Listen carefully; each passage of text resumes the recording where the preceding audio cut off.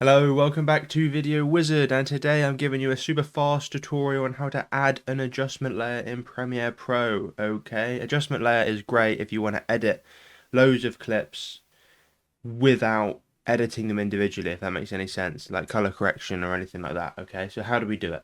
So we head into our project tab in the bottom left, okay, and you want to press new item, and funnily enough, you press adjustment layer, okay. Now, the video settings are going to be automatically what your timeline is. You can adjust them if you want. I will just leave them as to what they are. Okay, that's what makes the most sense. So let's press OK.